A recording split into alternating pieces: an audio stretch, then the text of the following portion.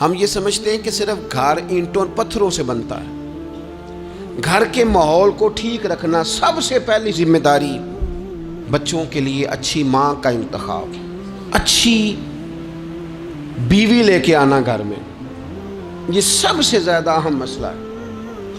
نہ مانے ہم، لیکن بہرحال ڈھیر ساری جگہوں پہ دولت دیکھی جاتی ہے شادی سے پہلے۔ ماں باپ نے بڑی زیادتی کی، بڑا ظلم کیا، ناراض نہ ہونا، بڑا ظلم کیا۔ پیسے دیکھے، بچی اور بچے کا نکاح کر دیا۔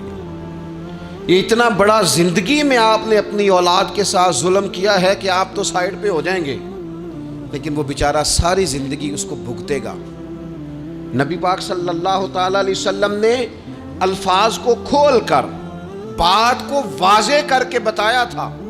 ایک تو ہوتا ہے نا کہ آپ کو کسی تشریح میں جانا پڑے، حضور نے بالکل کھول کے فرمایا کہ عورتوں سے محض ان کی خوبصورتی کی وجہ سے شادی نہ کرنا، اس لیے کہ خوبصورتی ان کو ہلاکت میں ڈال دے گی، اور فرمایا محض ان کے مال کی وجہ سے شادی نہ کرنا، مال ان کو سرکش بنا دے گا۔ یا رسول اللہ صلی اللہ تعالی علیہ وسلم پھر کیا کریں؟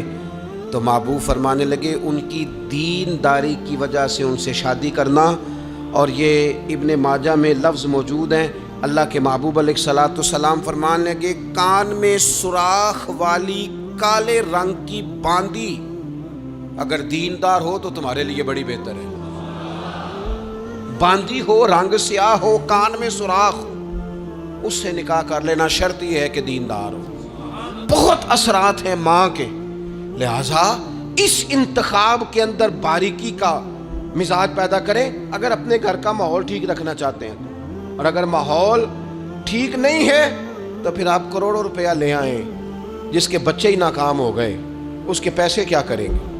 آپ بہت بڑا گھر بنا لیں، لیکن اگر بچے ہی ناکام ہو گئے تو آپ کی بڑی حویلی کیا کارنامہ سر انجام دے۔ اور اسی طرح کا معاملہ مرد کے ساتھ بھی ہے۔ نبی پاک علیہ الصلوۃ والسلام نے فرمایا جب تمہیں ایسے لوگ پیغام نکاح دیں جن کا دین اور اخلاق اچھا ہو تو پھر اپنی عورتوں کا نکاح ان سے کر دو۔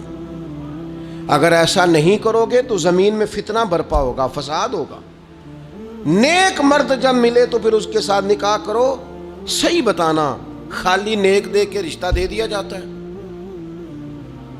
نیک ہے، دیندار ہے، اچھے اخلاق والا ہے، خالی تقویٰ دیکھ کے لوگ رشتہ دیتے ہیں؟ بڑا کچھ دیکھا جاتا ہے، بڑا پس منظر دیا تو تنخواہ تھوڑی ہو تو کہتے ہیں کماتا ہی کچھ نہیں۔ اگر تو بہو آئے تو پھر تو اس کے نصیب کا رزق ہے، اگر بیٹی نے جانا ہو تو پھر اس کے نصیب کا رزق نہیں ہوتا۔ تو جن رشتوں کی بنیاد لالچ پر رکھی جاتی ہے وہاں گھر کا ماحول درست رکھنا ممکن نہیں رہتا۔ گھر کا ماحول اس وقت درست رہتا ہے جب تقویٰ کو، طہارت کو، پرہیزگاری کو، عمدہ اخلاق کو، عمدہ اطوار کو، اچھے نظریات، ستھرے مزاج کو، گھرداری کے ماحول کو جب پیش نظر رکھا جاتا ہے، پھر حالات کچھ اور طرح کے ہوتے ہیں۔